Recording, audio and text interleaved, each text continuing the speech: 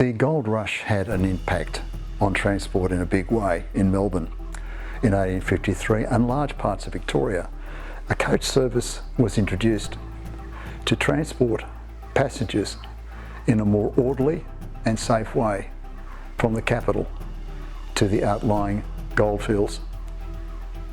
Hi, I'm Michael Beashall, Australian historical fiction writer,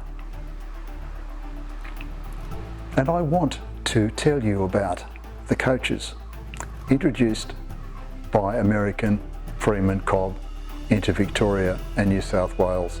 All of us would be familiar with the American-style stagecoach, which predominated in the expanding west of North America in the early part and middle part of the 19th century. Well, this type of coach was introduced to Australia. It was a novel form of transport for the Australian colonies. By the beginning of 1854, these coaches were the easiest forms or conveniences in the colonies. Their drivers were distinguished by their civility and their horses by their temperament and perfection. Indeed, special horses were bred just for the task, and these were called coaches.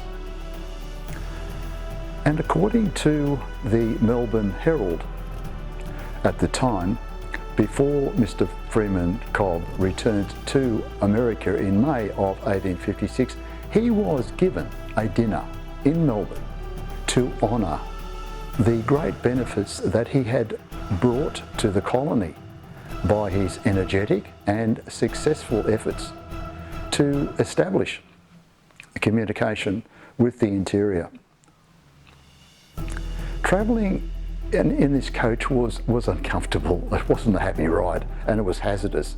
The horses were energetic, and the passengers required all their strength and human power just to keep in their seats. When overcoming obstacles in the road pavement, the coaches would jump and bounce at the stops every 15 miles or so. The scramble for food disgusted and angered the sensitive and fastidious amongst us. Potatoes, chops, steaks and fries and bacon were all harpooned and by the hungry passengers before they reached the table. I mean, we're not talking about a modern McDonald's here. This is pretty heavy stuff.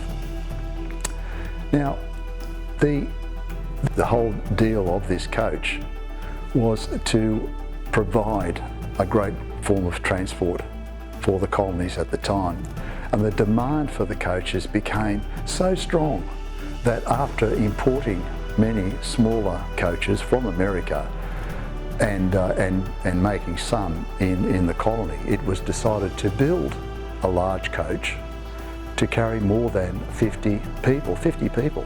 This was most unusual for the time, and the coach was called the Leviathan coach and was made in Melbourne. Now,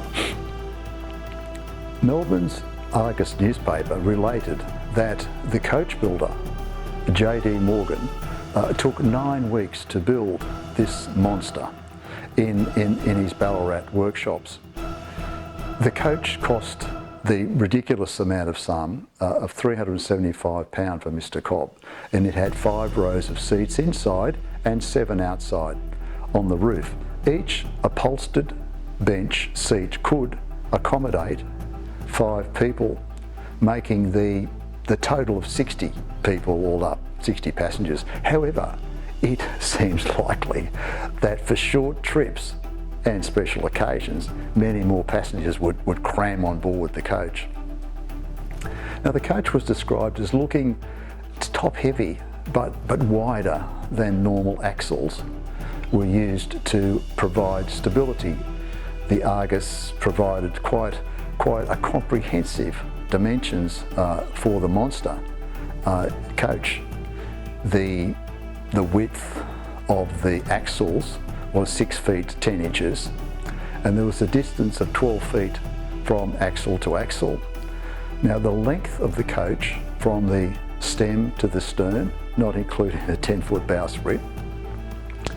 At the front is 17 feet 9 inches, and the height was around about just over 11 feet from the ground to the top seat, and the diameter of the wheels was nearly 6 feet in diameter, 5 feet 7 to be exact. So the weight of this thing, the weight of this monster, was computed at about 1.5 tons in the old imperial scale.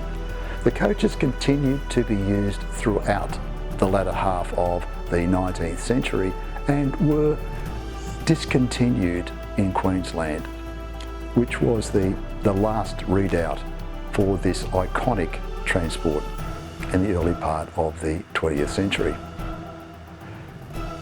Again, it is often thought about whether the coach system, so successfully used in America, would come to the Australian colonies. But it's a sure bet that the gold rush again enacted a need for such transportation as the population grew so massively, an effect of the gold rush once again. So thanks again for watching another of these fascinating videos of this part of the 19th century, the early Victorian period. We'll see you in the next video. Thanks for watching.